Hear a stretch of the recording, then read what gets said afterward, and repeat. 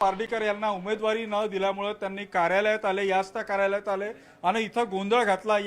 या ठिकाणी जे आहे ते राष्ट्रवादी पक्षाच्या कार्यालयाची टीव्ही लागलेली आहे। मात्र संतापलेल्या अविनाश पार्डीकर आणि त्यांच्या इच्छुक समर्थकांना जे आहे ते या टीव्हीची इथं नासधूस केलेली आहे। आपण पाहतोय की डिस्प्ले फुटेपर्यंत जी आहे ती इथं तोडफोड केलेली आहे। इतकंच नाही तर या कार्यालयामध्ये जे ग्लासेस लागलेले आहेत म्हणजे कार्यालयाच्या सुशोभीकरणासाठी त्या ग्लासची देखील इथं मोठ्या प्रमाणात जी आहे ती तोडफोड केल्याचं आपल्याला पाहायला मिळतं। त्यामुळे एबी फॉर्म वाटपावरून हा सगळा गदारोळ झाला। ज्यावेळी हे सगळे कार्यकर्ते इथं शिरले त्यावेळी हे प्रत्यक्षदर्शी होते, त्यांच्याकडून जाणून घेऊया।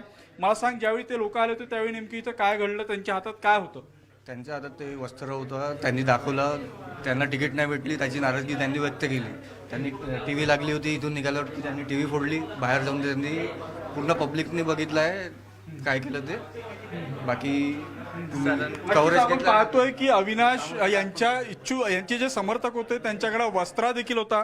त्यांना सुरुवातीला कार्यालयात येऊन टीव्हीची तोडफोड केली, त्यानंतर संतापलेल्या काही कार्यकर्त्यांना जे आहे ते काचेची तोडफोड केली। इतकंच नाही तर वस्त्रा म्हणजे ज्यांनी आपण शेविंग करतो धारदार तो वस्त्र देखील इथं सोबत घेऊन आले होते। त्यांनी आरोप केला होता की राष्ट्रवादी पक्षाकडून काही जागा ज्या आहेत त्या भाजपला विकण्यात आल्या, भाजपच्या कार्यकर्त्यांना एबी फॉर्म देण्यात आला। आपल्यासोबत राष्ट्रवादीचे शहराध्यक्ष तुमच्यावर आरोप झाला की तुम्ही एबी फॉर्म विकले, वस्त्रा घेऊन तुमचे कार्यकर्ते कार्यालयात आले, टीव्हीची तोडफोड केलेली। तर मला अजूनपर्यंत काही मिळालं तर नाही आहे। विकल्या गेले जे म्हणतात त्यांनी सांगावं का किती मिळालं मला।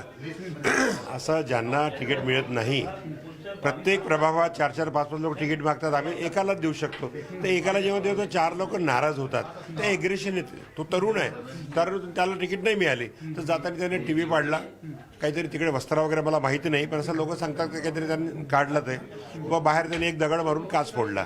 आता तुम्ही इतकं सगळं झाल्यानंतर त्याला एबी फॉर्म देणार आहे का? त्याच्या उमेदवारीविषयी विचार? एबी फॉर्म ऑलरेडी दिला दुसऱ्याला, म्हणूनच तो नाराज झाला।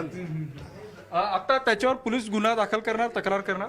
नाही, कसा तरुण कार्यकर्ता आहे, त्याच्यातून एक चूक घडलेली आहे, त्यांनी त्याच्या लोकांनी येऊन आम्हाला एक्सक्यूज केलेलं आहे, माफी मागितलेली आहे। त्यामुळे जास्त त्याला तवज्जो देण्याची गरज असं आहे। नक्कीच त्याला जास्त तवज्जो देण्याची गरज नाही। मात्र मी तुम्हाला ही दृश्य दाखवतो, या कार्यालयाच्या बाहेरची ही दृश्य। इथं राष्ट्रवादीचा होर्डिंग लागलेला आहे आणि बाहेरून संतापलेल्या कार्यकर्त्यांनी बाहेरून जे आहे ते मोठा दगड कार्यालयावर भिरकवला आणि त्यामुळे या काचेचं देखील इथं नुकसान झालेलं आहे। शहराध्यक्षांचे कॅबिन इथं शहराध्यक्ष असतात आणि आपला राग व्यक्त करताना त्यांना इथं मोठा दगड मारला आणि या दगडामुळे जे आहे ते इथं ही काच देखील फुटलेली आहे। टीव्हीचं देखील प्रचंड नुकसान झाल्याचं आपल्याला इथं पाहायला मिळतं। टीव्ही किती वाईट पद्धतीनं तोडलाय हे मी तुम्हाला दृश्यात दाखवतो।